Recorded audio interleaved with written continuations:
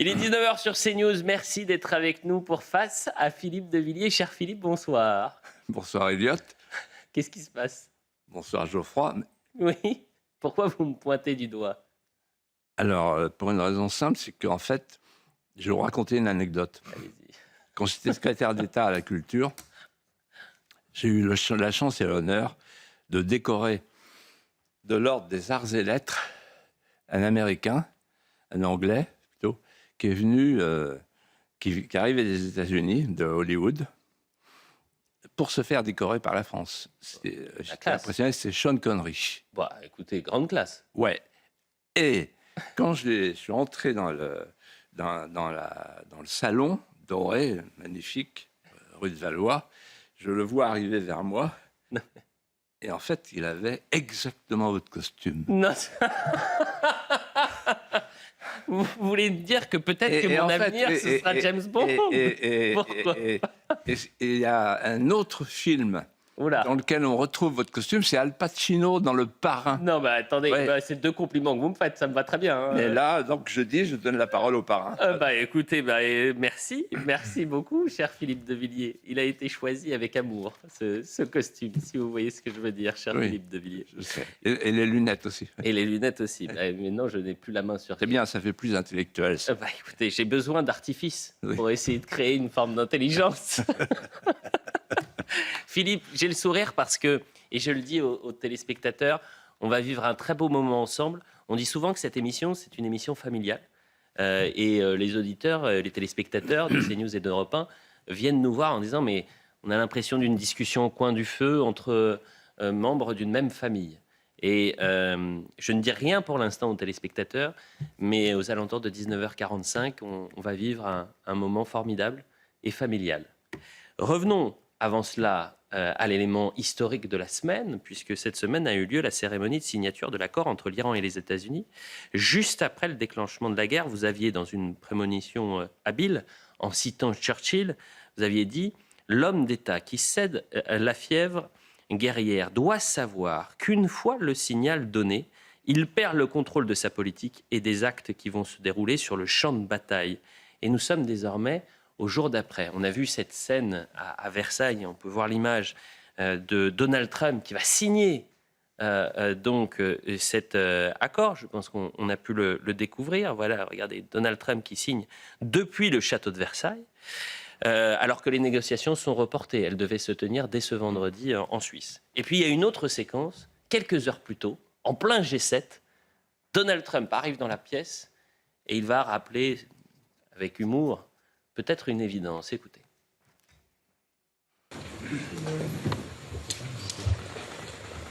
Hello. I'm the boss. How are you? Good, thank you.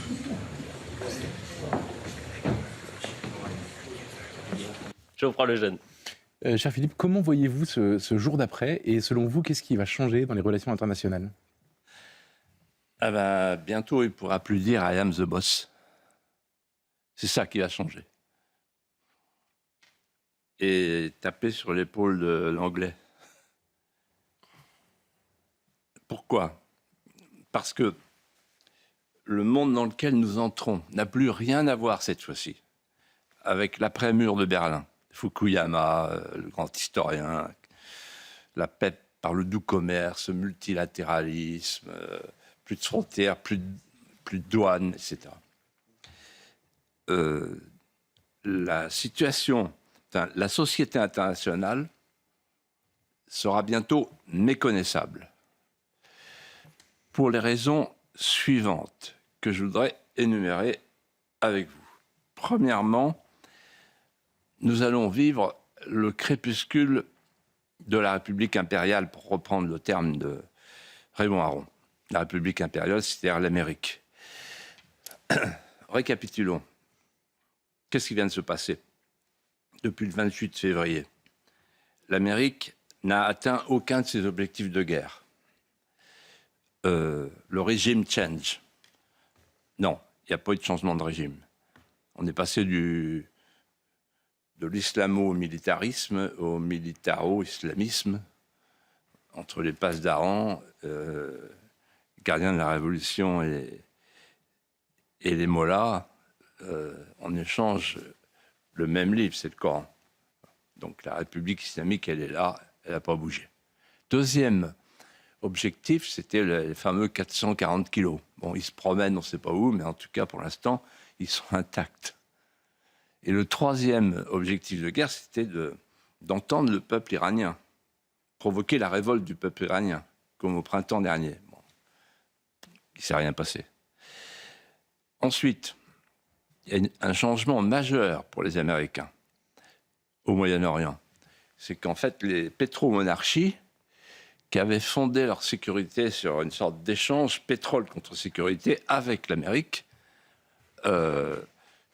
sont maintenant traumatisés et vont chercher dans les semaines, dans les mois qui viennent, une autre posture de sécurité pour se protéger. Troisièmement, le piège d'Ormuz s'est refermé. Et là, on le voit bien à l'heure qu'il est. Le piège d'Ormuz, en fait, qu'est-ce que ça veut dire, le piège d'Ormuz? Ça veut dire que l'Iran, on croyait que l'Iran voulait une bombe atomique, en fait, ils en ont deux. Ils ont celle des 450 kilos d'uranium enrichi et ils ont le détroit d'Ormuz. La preuve, c'est que toute l'économie mondiale est à l'arrêt à cause du détroit d'Ormuz. Enfin et surtout, je dirais, il y a eu l'enlisement vietnamien, il y a l'ensablement iranien. C'est-à-dire qu'en fait, après l'Irak, après l'Afghanistan, c'est énième échec de l'Amérique. Donc, en termes de prestige et d'image, l'Amérique est regardée là. C'est encore tout neuf, mais on va s'en apercevoir dans les semaines qui viennent. Le deuxième point important, c'est le nouveau statut de l'Iran, qui devient une puissance régionale au Moyen-Orient, et peut-être même la première puissance régionale au Moyen-Orient. C'est hallucinant ce que je vous dis, mais c'est la réalité. En effet, la République islamique d'Iran a vaincu la première puissance militaire du monde et son allié israélien. Quand, dans une guerre asymétrique, le présumé vainqueur ne réussit pas à vaincre, il a perdu. Et quand, dans une guerre asymétrique, le présumé vaincu ne perd pas, il a gagné. On est dans cette situation. Alors, récapitulons. La République islamique d'Iran, elle contrôle les eaux du Golfe. Elle contrôle les voisins, maintenant, qui vont se tourner vers elle, parce qu'il vaut mieux faire un contrat de sécurité avec l'Iran qu'avec Israël, lâché par les Américains. Et enfin, elle contrôle les proxys. Le Hamas, même s'il est très affaibli, le Hezbollah au Liban, on voit ce dont il s'agit en ce moment, et enfin, les Houthis, qui sont tranquilles. Bon. Troisième élément clé, troisième trait saillant, inouï, qui vient de se passer là, c'est l'abandon d'Israël, l'isolement d'Israël. Et l'erreur stratégique de Trump qui veut donner le Liban à la Syrie. Je peux vous dire que pour bien connaître le Liban et les Libanais, c'est la panique. Parce que le Liban, moi j'ai connu ça, cette période, le Liban en Syrie, 30 ans. Donc c'est pire que tout. Et enfin et surtout, nous assistons au déplacement de la tectonique des plaques vers le sud global. L'Iran fait partie du sud global, la Russie et la Chine font partie du sud global, etc., etc. Déplacement vers l'Asie, vers la puissance montante. Qu'est-ce que ça veut dire? Ça veut dire deux choses. Premièrement, pour reprendre une expression d'Hélène Carrère-Dancourt, ça m'avait beaucoup frappé cette expression. Elle dit « J'ai peur que bientôt on dise que le moment de l'Occident est passé ». C'est clair. Le décrochage de l'Europe, il est presque irréversible dans sa forme actuelle. L'Europe est une colonie américaine et une colonie chinoise. Bientôt, on roulera en voiture électrique chinoise. Et enfin, il y a un dernier point qui est très important, que personne ne voit, c'est la dédollarisation du monde qui est devant nous. J'ajouterais, pour compléter le tableau, quelque chose que personne ne dit, moi que je sens, que je pressens, c'est que la victoire des Mollahs et des gardiens de la Révolution est cause d'allégresse. Dans la rue arabe, en France, et la rue Saint-Guillaume, là où se forgent les caractères des futurs gardiens de la Révolution, et là où prospèrent les imaginaires des futurs Mollahs de la Nouvelle-France. On ferait bien de regarder la rue arabe et la rue Saint-Guillaume, c'est-à-dire l'alliance de l'Islamistan et du Wokistan, pour comprendre ce qui risque d'arriver en France à la suite de ce très grave conflit. Je vais vous proposer quelques images, Philippe de Villiers. On reste évidemment sur cette visite et cette cérémonie à Versailles, puisque on a pu apercevoir Donald Trump auprès de Emmanuel Macron. Vous voyez la galerie des glaces, échanger, passer un moment heureux, apaisant peut-être, avec également Brigitte Macron. Quelle réflexion vous inspire cette réception ? Vous qui avez d'ailleurs consacré un roman historique au Roi Soleil, Philippe de Villiers. D'abord, je ne peux pas m'empêcher de penser à la cérémonie des Jeux Olympiques que nous avions commentée ici. Ce personnage, Macron et Brigitte Macron, si je les voyais, là, je leur dirais, mais qu'est-ce qui vous arrive ? Là, il joue le Roi Soleil, très bien. Il s'identifie au Roi Soleil, il a raison. Le Roi Soleil sans la perruque, et sans les talonnettes. Mais en revanche, il a applaudi, on le voyait applaudir et tweeter quand Marie-Antoinette était décapitée en pleine cérémonie des Jeux Olympiques.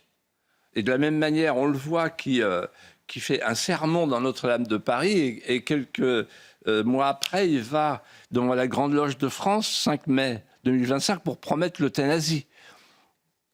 Donc en fait, cet homme n'a pas de colonne vertébrale. Maintenant, je vais lui faire un compliment. C'est bien d'être allé à Versailles, d'avoir emmené le boss à Versailles. On avait quand même l'impression que c'était Trump, Louis XIV. mais c'est bien. Et en fait, ça m'a rappelé, puisque vous dites que j'ai écrit un livre sur le Roi Soleil, effectivement. Et dans ce livre, je raconte comment est né Versailles. Il faut que les Français sachent comment est né Versailles. Vous imaginez un petit garçon de 10 ans qui est allongé sur un affût de canon entre les mangeoires et les bottes de foin dans les écuries de Saint-Germain-en-Laye. Et là, le pauvre gamin est perdu et il interroge sa maman, Anne d'Autriche, la reine-mère, et il lui dit « Qu'est-ce qu'on fait là ?» Et elle lui dit « Louis, si jamais un jour vous devenez roi de France, ce qui est quand même compromis, il faudra que vous vous souveniez de ce moment que nous passons ensemble dans ces écuries. Il faudra que, comme dit le cardinal Mazarin, que vous mattiez les grands et que vous les mettiez plus bas que l'herbe. Que vous mattiez les grands, que vous mattiez les juges, que vous mattiez tous ceux qui sont les puissants et qui cherchent à voir en nous non pas le premier des gentilshommes, mais le premier des pauvres, le roi des pauvres. Et le petit roi lui dit « Mais comment faire pour mater les grands ?» Et elle dit « Il faudra faire une demeure pour les attirer, loin de Paris, pour les retenir, pour les tenir tranquilles, et en même temps, Louis, pour éblouir le monde. » Ainsi est sorti d'un relais de chasse construit par son père le château de Versailles. Et c'est bien que le président de la République utilise le château de Versailles. On le voit là dans la galerie des glaces. Évidemment, ça évoque pour moi des moments que j'ai cru vivre, tellement je les ai vécus par l'écriture. C'est Pourquoi la Galerie des Glaces? C'est pour les visites de souveraineté. Il appelait ça comme ça, Louis XIV.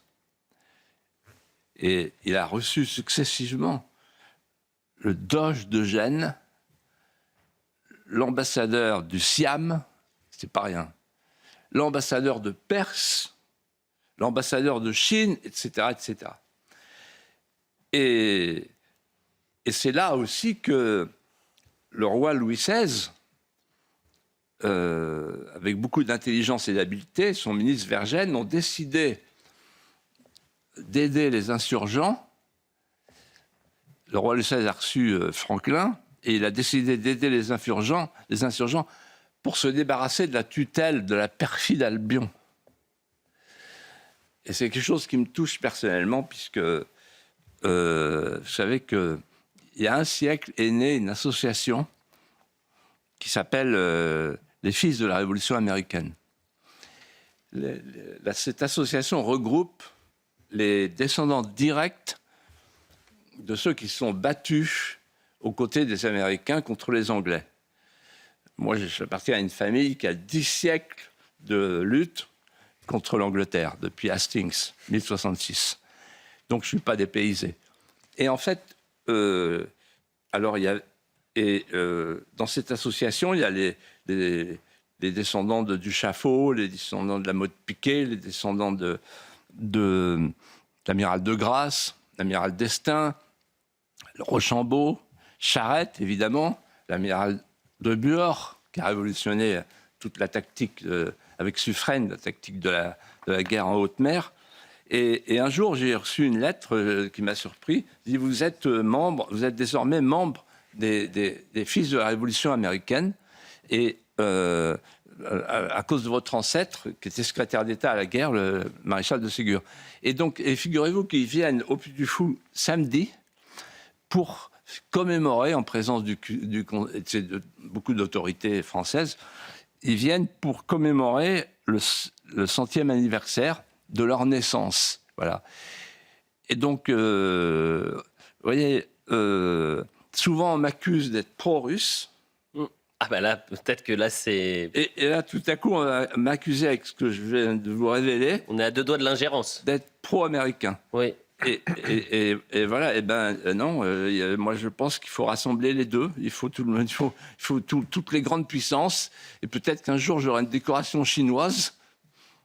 Et alors on dira c'est un Chinois. Voilà. Bon non. Bon, mais ça fait plaisir de voir qu'il y a encore des gens en France qui se souviennent de ceux qui, aux côtés du roi de France et de son ministre des Affaires étrangères, Vergennes, qui était un génie, ont permis à l'Amérique de prendre son indépendance. Il ne faut pas oublier que le fameux traité de 1783, qui consacre l'indépendance de l'Amérique, a été signé à Versailles. Nous étions une grande puissance et nous aspirons à le redevenir. Philippe de Villiers, on va rester sur des commémorations puisqu'on va parler du 14 juillet. Et ce n'est pas un 14 juillet comme les autres. Ce sera le dernier 14 juillet sous la présidence de la République d'Emmanuel Macron. L'Élysée qui veut d'ailleurs en faire un moment historique, un 14 juillet XXL. Mais pas que ça, puisque le défilé militaire du 14 juillet mettra à l'honneur l'Ukraine sur le thème du réveil stratégique de l'Europe, titre Le Monde. Le Figaro qui rappelle que 10 000 soldats l'Ukraine mis à l'honneur. Le Figaro dévoile en exclusivité le programme. Pourquoi un Mirage 2000 aux couleurs de l'Ukraine survolera Paris le 14 juillet prochain? Et l'armée française et ses alliés montrent les muscles pour le 14 juillet. Geoffroy Lejeune. Alors il y a une forme de, on en a souvent parlé ici, d'exotisme un peu belliciste dans ces déclarations. Est-ce que ça vous semble bienvenu ou maladroit? C'est plus que maladroit, c'est une faute politique majeure.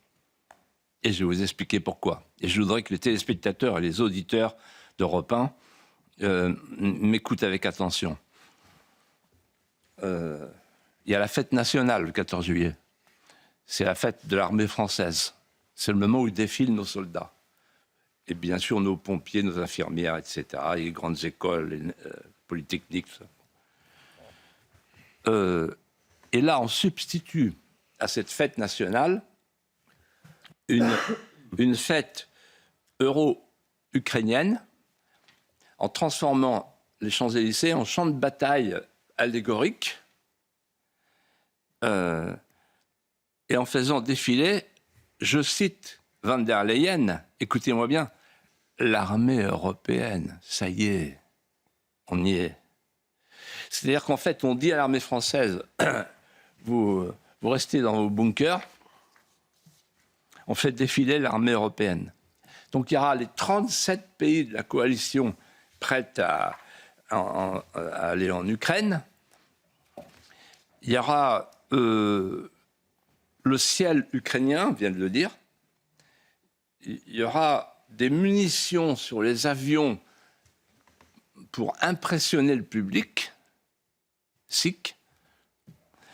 Et il y aura le patron des armées de l'OTAN, donc c'est sous la présidence de l'OTAN, on ne peut pas être plus soumis, la France, vous vous rendez compte où on en est à la fin de 2 quinquennats de Macron. Donc c'est l'OTAN qui va commander, et van der Leyen, l'inérable. Et à la fin, il y aura l'hymne à la joie, donc tout est dit. Voilà. Alors, c'est malvenu, en plus. Et je vais vous dire pourquoi c'est malvenu. J'y ai fait allusion il y a 8 jours. Personne n'en parle.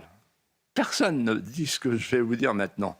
C'est malvenu parce qu'en fait, l'Ukraine est en train de mal tourner. Là. Non seulement il y a la corruption, mais il y a quelque chose de beaucoup plus grave. C'est que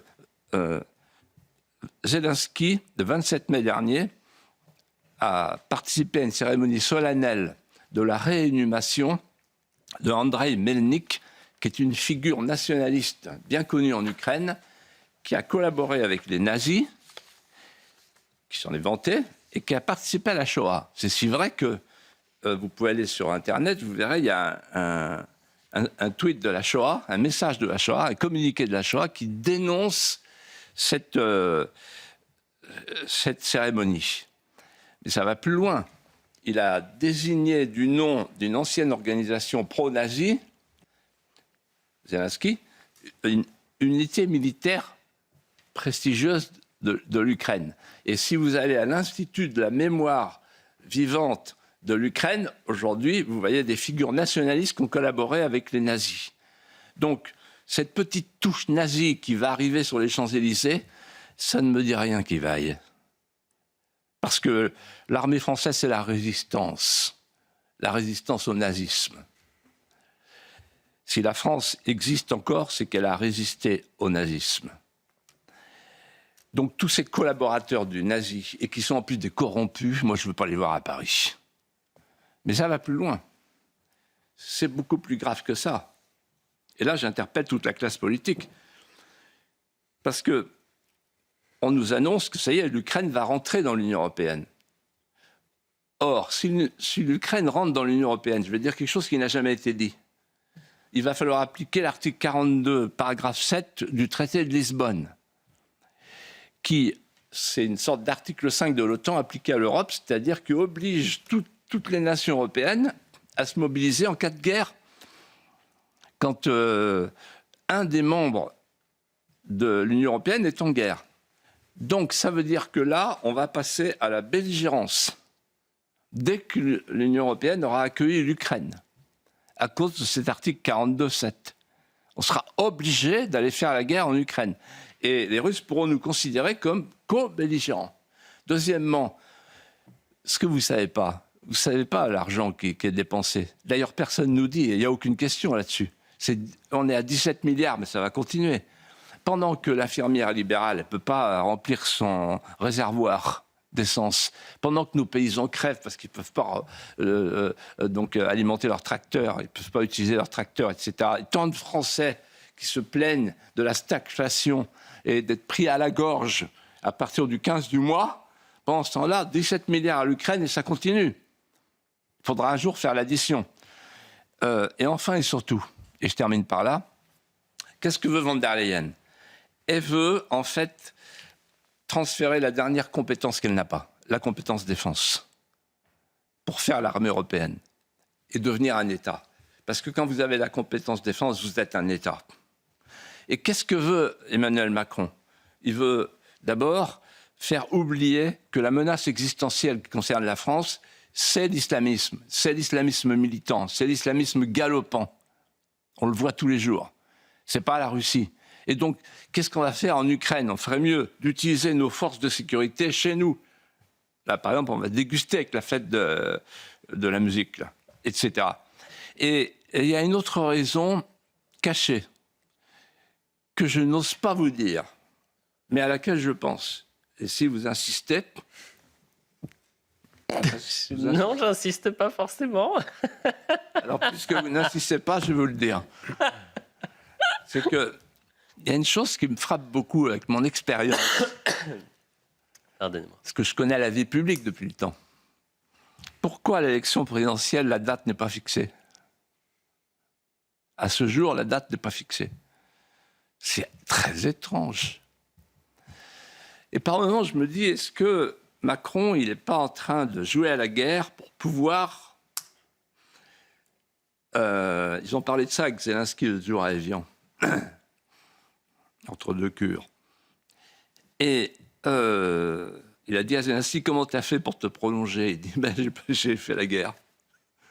Pas d'élection. C'est du mauvais esprit. Vous avez bien fait de le rappeler. Je fais moi-même mon propre modérateur. Bah, tiens, ça tombe bien, ça tombe bien. Ça tombe bien que vous parliez de l'ARCOM, Philippe de Villiers. Parce que là, je vais m'adresser à Philippe de Villiers, le ministre, secrétaire d'État, qui a travaillé justement sur l'audiovisuel public, sur la privatisation des chaînes, sur l'ARCOM, anciennement le régulateur. L'ARCOM vient de franchir un seuil inédit dans la régulation des chaînes d'information par une décision du 12 juin dernier. Elle met en demeure CNews au motif que la chaîne ne respecterait pas l'exigence d'expression pluraliste des courants de pensée et d'opinion sur le plateau, en prenant en compte un mois de mars 2025, si mes souvenirs sont bons. L'ARCOM s'attaque désormais au traitement de l'actualité dans sa globalité, au-delà de l'obligation d'équilibre des temps de parole, ou d'une séquence controversée qui serait ensuite sanctionnée ou non par le gendarme de l'audiovisuel public. Geoffroy Lejeune. Alors, question très simple, Philippe, selon vous, est-ce que c'est une mise en demeure ou est-ce que c'est une mise à mort programmée? C'est une mise à mort. Et je pèse mes mots. Et je vais vous expliquer pourquoi. Je pense que la liberté d'expression est en péril en France aujourd'hui. La liberté éditoriale, la liberté de penser, la liberté de conscience, et demain peut-être la liberté de se présenter aux élections. Vous avez vu comment Le Cornu explique les ingérences étrangères, etc. Vous avez vu comment le Parlement européen a mis sous sanction Ksenia Federova. C'est-à-dire qu'on met sous sanction des gens qui déplaisent au pouvoir en place. C'est le processus roumain. On parle d'une annulation des élections plus tard pour l'Allemagne, etc. Tout ça ne sent pas bon. Et je dis ce soir solennellement, pour commencer ma réponse, que les nouveaux héros de notre temps ne sont plus seulement ce que Péguy appelait les pères de famille, si nécessaire, mais aussi les gardiens des hauts lieux de la parole alternative. Et donc CNews est un joyau de la parole alternative, de la parole libre. Alors, vous avez fait allusion à mes fonctions de jeune secrétaire d'État. Il se trouve qu'avec François Léotard, Alain Madelin, Jacques Chirac, à l'époque, nous avons rédigé la fameuse loi du 30 septembre 1986. Et j'ai été co-rédacteur de cette loi et rédacteur de l'article 1, parce que ça ne me plaisait pas trop qu'on crée un organe de régulation qui s'appelait la CNCL. Et cet article 1, je le connais par cœur, je vous le récite par cœur. Article 1, écoutez bien la portée symbolique de cet article. La liberté de communication est sans limite, sauf dans la mesure requise par les besoins de la défense nationale. Et il y avait à l'époque un double pluralisme. Il y avait un pluralisme interne au service public, donc respect des équilibres, service public, normal, et un pluralisme externe, c'est-à-dire qu'en fait, on laissait à chaque chaîne sa tonalité originale. C'est là que tout commence. L'évolution a été désastreuse. Cette CNCL, devenue la haute autorité, puis maintenant l'ARCOM, a pris de plus en plus de pouvoir, comme d'habitude les juges et les agences, qui sont des démembrements de l'État, qui se prennent pour l'État.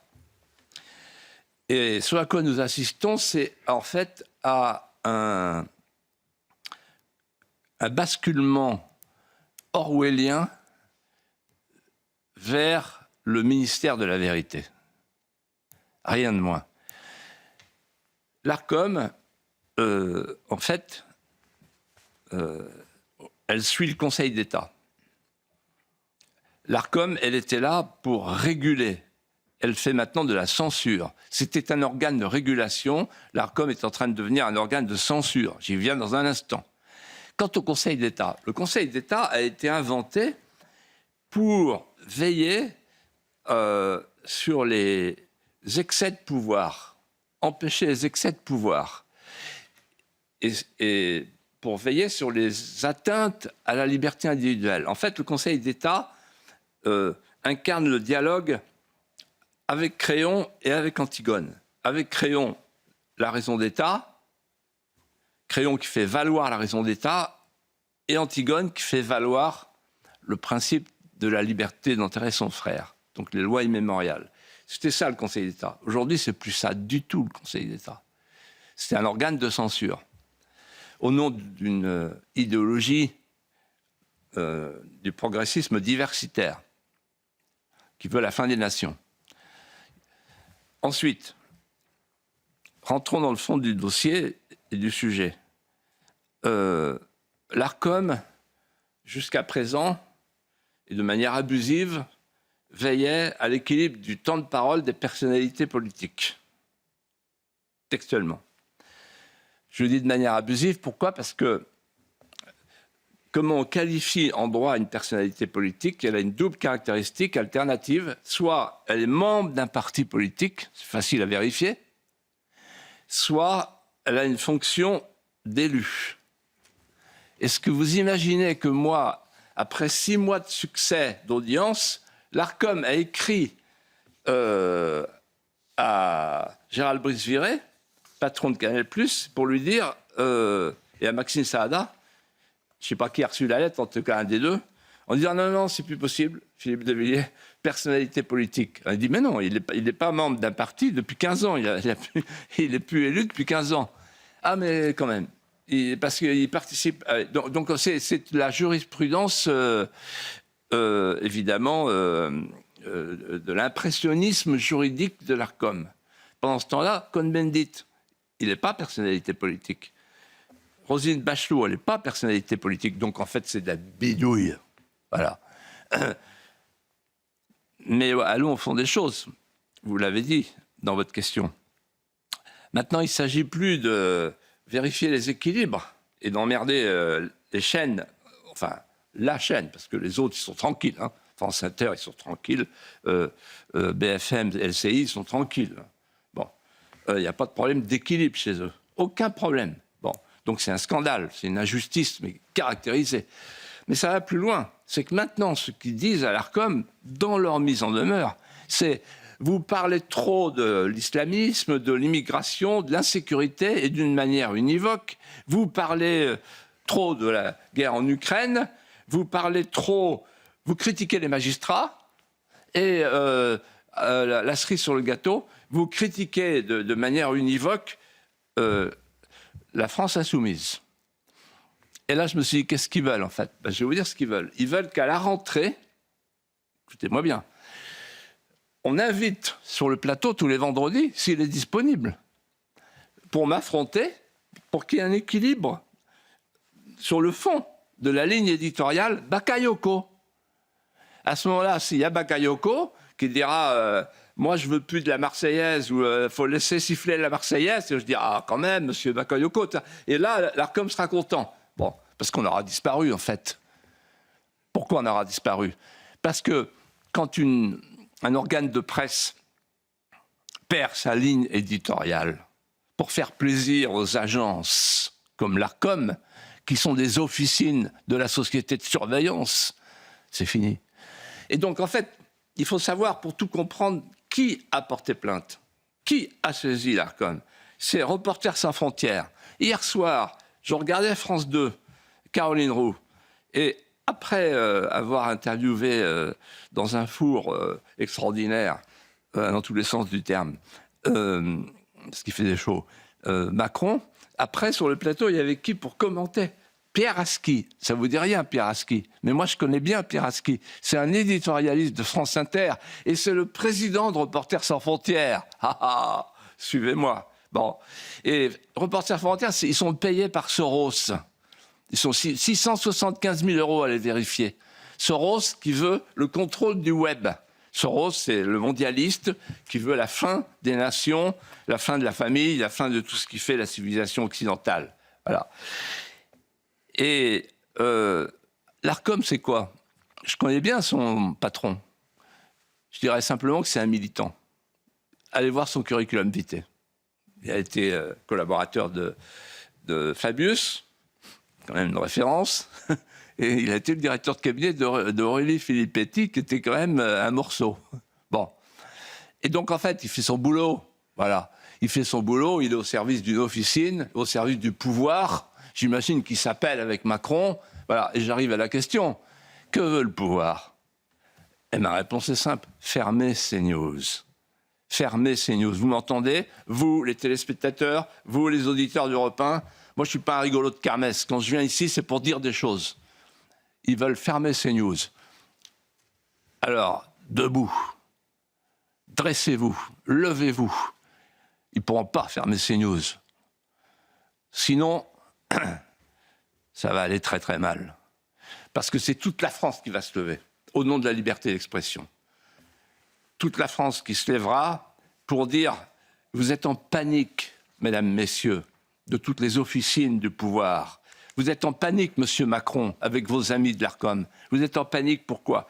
Parce que votre idéologie progressiste est en train de prendre l'eau. C'est fini pour vous. La bataille culturelle, on est en train de la gagner. » Voilà pour votre regard, Philippe de Villiers. Vous avez cité Malick Bagayoko.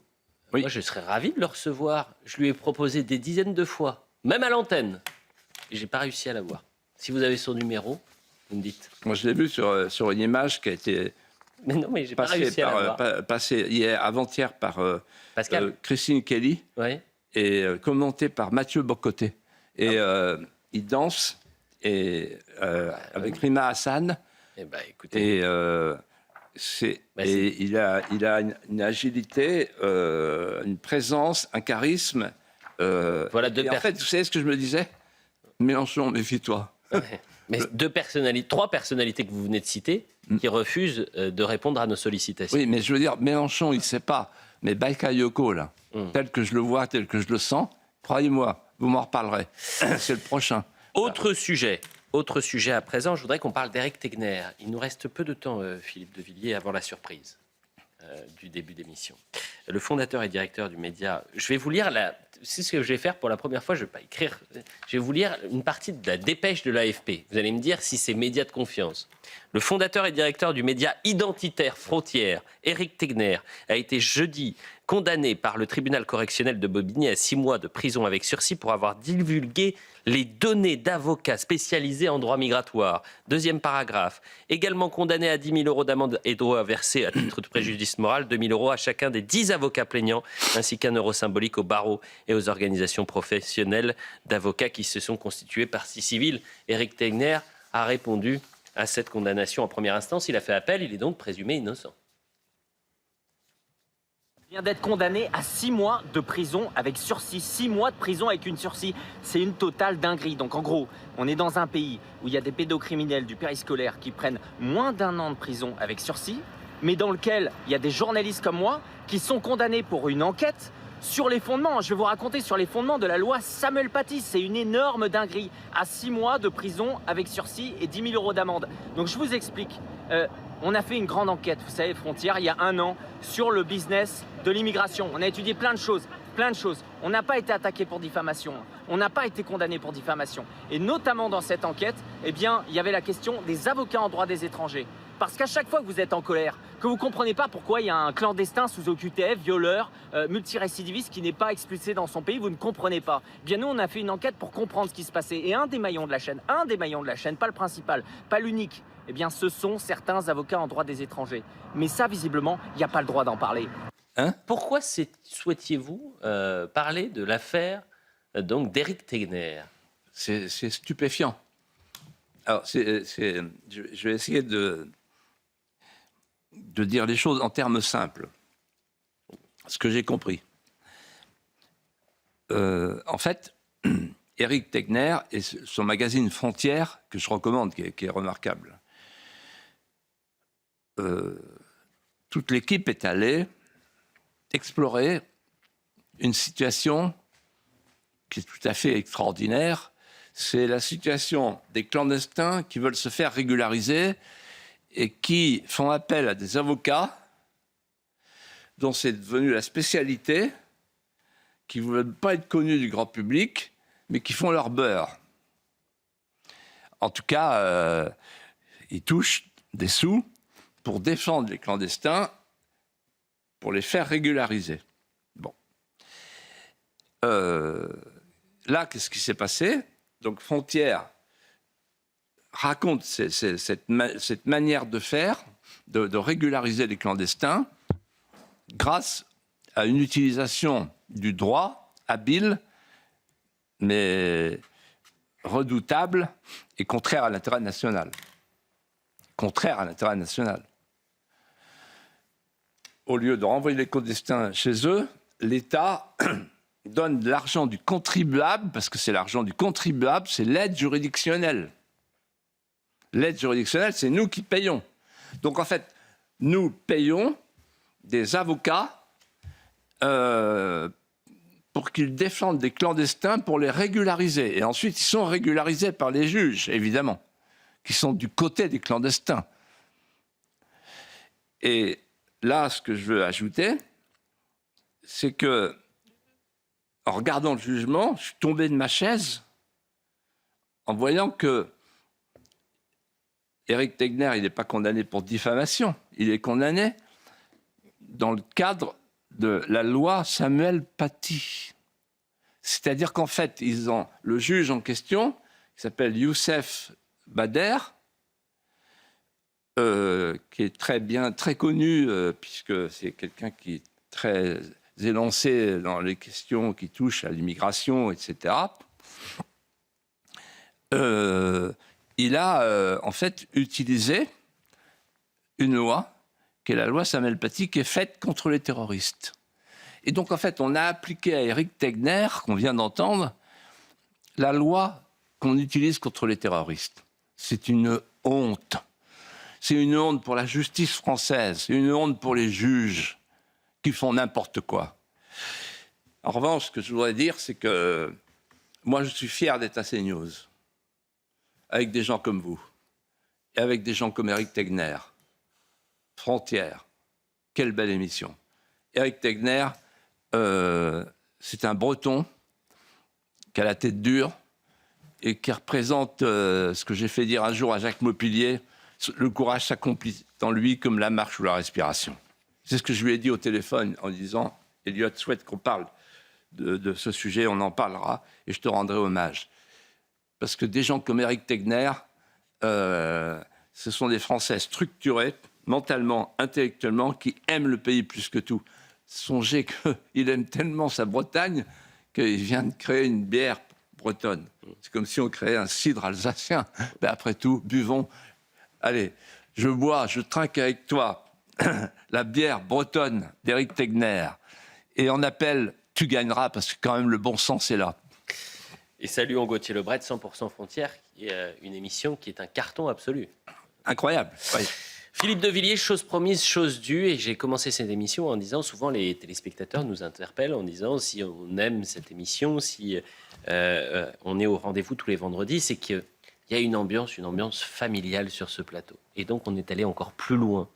On a écouté le téléspectateur, le Français qui nous regarde ou qui nous écoute, et on a décidé de vous faire une surprise, puisque c'est Jacques de Villiers qui est avec nous. Jacques de Villiers, votre petit-fils. Cher Jacques, bonjour. Merci d'être présent sur ce plateau. Bonsoir. Ça va être un face-à-face inattendu, inédit, passionnant également. Un grand-père face à son petit-fils de 23 ans. Et les deux ont pris la plume, d'ailleurs, pour des événements différents. Jacques, par exemple, c'est votre deuxième roman absolument incroyable qui s'appelle « L'affaire Lombarde », après le best-seller « Le bâtard du Roussillon » aux éditions Fayard. Mais Philippe de Villiers, qu'est-ce que ça vous fait d'avoir votre petit-fils sur le plateau? En fait, d'abord, bonsoir Jacques. Bonsoir. Je suis ému heureux et impressionné parce que il a commis un deuxième roman qui connaît le même succès que le premier. Et j'avais au téléphone ce matin un historien, et non des moindres, qui m'a dit c'est admirable. Un historien de la Sorbonne. Voilà. Alors, en fait, vous le savez, tous les deux, l'émission est très suivie par des jeunes Français, contrairement à ce qu'on croit. Beaucoup de jeunes Français nous suivent. Et j'ai reçu une lettre il n'y a pas longtemps d'un jeune Français très bien écrite qui dit, en fait, merci de nous inciter à mettre un peu de temps long dans notre instant. Et je me suis dit, mais pourquoi on n'ajouterait pas un peu de temps long et un peu de jeunesse? Et j'ai cherché, je me suis dit, quand même, tout près de moi, il y a un jeune Français que je connais bien et qui porte en lui la charge morale d'un jeune Français qui sent bien qu'il appartient à un peuple historique qui pourrait devenir minoritaire dans son propre pays. Et en même temps, souvent, quand on est ensemble, on se répète une phrase depuis longtemps, qui est de Bernanos, et qu'on partage. Les créateurs sont des gens qui ne sont jamais vraiment sortis de l'enfance, mais qui ne font que l'élargir aux dimensions de leur destin. Jacques de Villiers. Je pense qu'effectivement, tout commence dans l'enfance. Et que moi, j'ai la chance, c'est vrai, une chance inouïe aujourd'hui, d'avoir dès l'enfance vécu entre les contes, les légendes, des anecdotes, les grandeurs de l'histoire, les joies, les drames racontés, savamment orchestrés, mis en scène, tant à travers l'écriture et donc la lecture auprès de mon grand-père, qu'à travers le spectacle, et qui se poursuit aujourd'hui encore au Puy du Fou, aux côtés de Nicolas de Villiers, auprès de qui je travaille et sous la houlette de qui j'apprends encore toujours plus l'amour de l'histoire de France. Et donc, effectivement, c'est tout naturellement qu'après avoir lu, après avoir été émerveillé en tant qu'enfant avec ma génération, mes frères, mes cousins, j'ai voulu prendre la plume, m'y essayer aussi, après avoir été lecteur et spectateur. Pourquoi pas entrer à mon tour dans l'histoire de France comme un petit personnage qui se faufile auprès des grands héros qui l'ont fait, qui l'ont façonné. Et donc j'ai voulu commencer, c'est vrai, par une période qui nous parle, je pense, à tous les deux et qui m'a appris à aimer le beau XIIIe siècle. Et c'est donc l'affaire Lombarde. Oui, Philippe. Alors, justement, l'affaire Lombarde, moi j'ai dévoré ce roman historique et je vais te dire pourquoi je l'ai aimé passionnément. Parce qu'en fait, j'ai retrouvé un jeu de correspondance, peut-être involontaire, un jeu de transparence avec notre époque. C'est-à-dire qu'en fait, on n'est pas du tout dépaysé, alors qu'il y a 8 siècles de différence.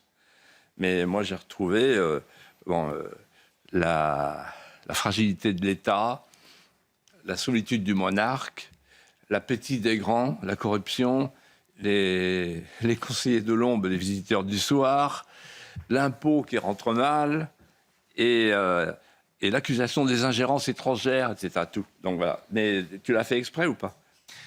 Je ne l'ai même pas fait exprès. C'est-à-dire que ce qui est fascinant, c'est qu'il n'y a rien de neuf sous le soleil.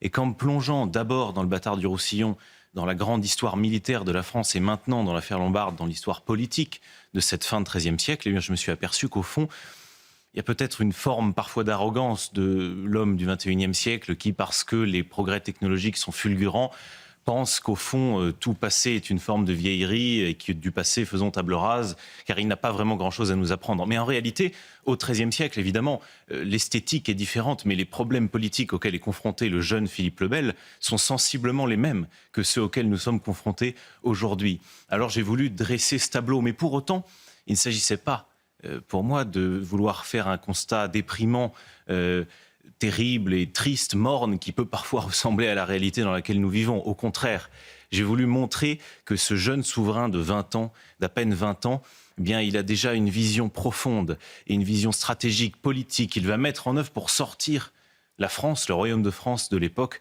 du marasme. Et pourquoi il fait ça? Eh bien, parce qu'il est animé par un idéal car il est le lieutenant de Dieu sur terre. Et donc, il veut mener ses sujets à la finalité qui est faire leur salut. Il travaille au bien commun, il n'est pas dans un esprit carriériste. C'est ce qui me fascine chez lui, malgré sa jeunesse. Et donc cet idéal chevaleresque, c'est au fond ce que j'ai voulu essayer de mettre en scène à la suite de mon grand-père, évidemment, qui a cet amour aussi du panache du chevalier chevillé au corps. Et c'est peut-être tout ce qu'il nous faut retrouver aujourd'hui. Oui, mais en t'écoutant, je me dis, il y a peut-être des gens qui décrochent, qui disent, mais pourquoi il nous parle d'histoire du XIIIe siècle, etc. Très important. Ce que tu as compris, ce qu'il faut faire comprendre aux jeunes Français, c'est qu'en fait, on a besoin du roman national. On a besoin d'aller chercher dans sa propre histoire l'endroit d'où on vient. Sinon, on devient fou, désespéré, si on ne sait pas qui on est. Et on a besoin de cette sédimentation, de cette richesse qu'on appelait le roman national, et qui a été dépeint comme un tissu de noirceur, dont on a fait un roman noir. On en a besoin parce qu'en fait, c'est une mise en allégorie qu'on dépose dans le sillage des jeunes Français en leur proposant nos tendresses enfouies. Et donc, toi, c'est le passage du roman historique au roman national, ou plutôt, c'est l'inverse, du roman national au roman historique. C'est vrai, et je pense qu'effectivement, le roman historique, parce qu'il se trame dans le roman national, répond finalement à deux poisons mortels du temps. D'abord, l'individualisme, la solitude, l'homme nomade qui n'a plus de repères et qui se balade dans l'époque et souffre justement de toutes ces noirceurs. Il y répond, le roman historique, parce qu'il nous permet d'avoir le roman national, d'avoir des héros de substitution, une famille de substitution à laquelle on peut s'identifier, d'où qu'on vienne, quelle que soit notre place dans la société, quelle que soit notre richesse, notre puissance, notre culture, peu importe, on peut s'identifier à Jeanne d'Arc, on peut s'identifier à De Gaulle entrant en résistance, vous en parliez tout à l'heure, on peut s'identifier à tout un imaginaire qui au fond constitue une famille. Et puis, le deuxième remède au deuxième poison, c'est que le vivre ensemble creux parfois aujourd'hui dont on meurt, et qui meurt d'ailleurs tout seul, est résolu par ce roman national, puisqu'il rassemble tous ces membres de cette famille adoptive qui vibrent aux mêmes élancements glorieux, aux mêmes héros qui se lèvent dans les drames. Et donc oui, on s'extirpe des noirceurs d'une histoire scientifique, légiste, qui travaille sur des chairs mortes pour vibrer à la célébration. Et c'est tout ce que j'ai appris à aimer, et c'est tout ce que j'essaye aujourd'hui de mettre en scène. Jacques de Villiers, donc, avec nous, et je suis le premier téléspectateur de ce dialogue inédit. C'est peut-être une première fois dans l'histoire de la télé qu'on voit le petit-fils. Première fois, vous taisez. Ça m'arrive souvent dans cette émission quand même. Dans les autres, un peu moins. Entre le fils et le petit-fils et le grand-père. Jacques, vous avez 23 ans. Et souvent, notre fil rouge dans cette émission, c'est d'adresser, et c'est aussi la boussole de Philippe, d'adresser un message à la jeunesse de France qui peut nous regarder. Si vous aviez un message à adresser à cette jeunesse, il nous reste 5 minutes, vous diriez quoi?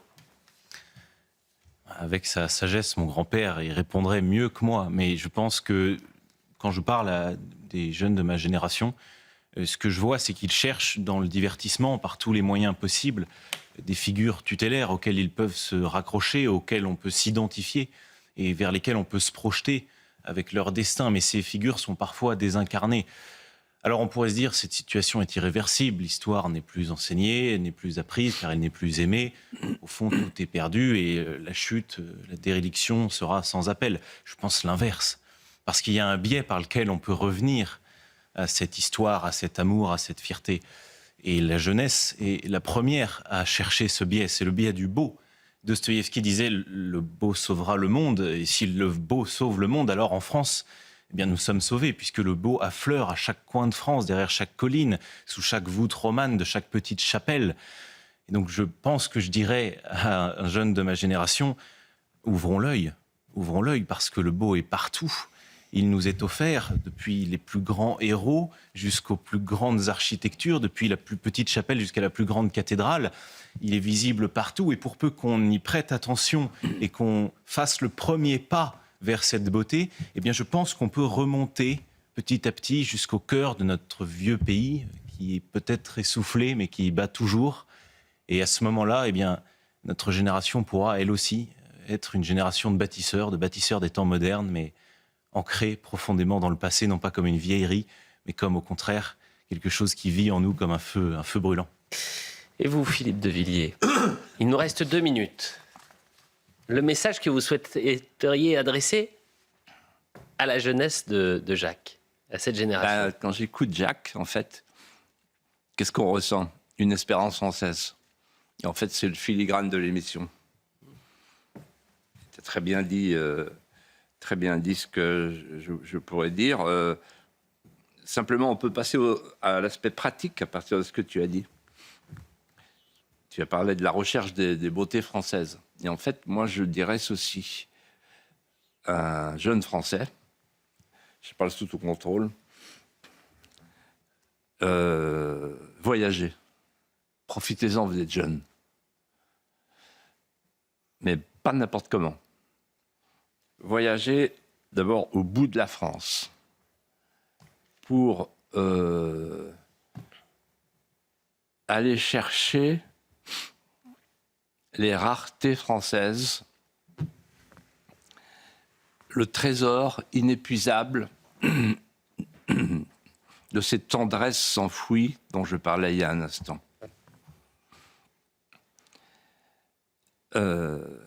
Ensuite, une fois que vous avez fini ce voyage au bout de la France, allez au bout du monde. Parce que là-bas, vous y comprendrez pourquoi on a dit qu'il y a un pacte multiséculaire entre la grandeur de la France et la liberté du monde. Ça, c'est le premier voyage qui peut durer toute la vie. Parce que la France est une source d'étonnement. Ensuite, il y a un deuxième voyage, tout aussi important, que toi, tu as fait, et qui t'a permis d'écrire. Aller chercher le temps long, et donc voyager dans le temps, dans l'espace et dans le temps. Voyage horizontal, voyage vertical, dans le temps. Aller voyager dans le temps pour comprendre que les grandes choses se font dans la longue durée.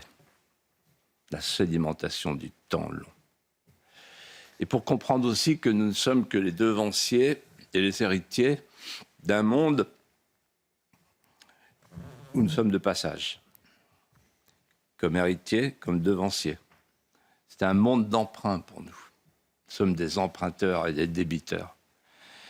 Et puis enfin, il y a une citation que tu connais bien, que j'ai souvent citée au Puy du Fou. Je dirais le troisième voyage, c'est le voyage en soi, au fond de soi, dans le fort intime.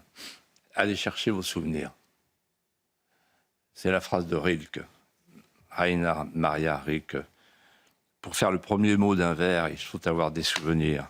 Mais il ne faut pas n'avoir que des souvenirs, il faut savoir les oublier et attendre qu'il revienne. Alors il se peut qu'un soir de grâce, en une heure très rare, un soir, se lève le premier mot d'un vers. Eh bien, merci de nous avoir permis d'être les premiers spectateurs d'un échange et de ce dialogue entre Philippe de Villiers et Jacques de Villiers. Jacques de Villiers, l'affaire Lombarde, après le best-seller Le bâtard du Roussillon. Merci à tous les deux. Merci Geoffroy Lejeune. Merci, Elliot. On a mis en application la promesse de cette émission, une émission qui était familiale. C'est un beau moment qu'on vient de Et vivre à tous les ensemble. spectateurs qui ont apprécié le costume de Sean Connery, Ouais. envoyez un message. Et vous savez qu'il cherche un nouveau James Bond, donc là, vous me faites une passe décisive. Merci beaucoup, Philippe. Allez, dans un instant, c'est l'heure des pros. À tout de suite.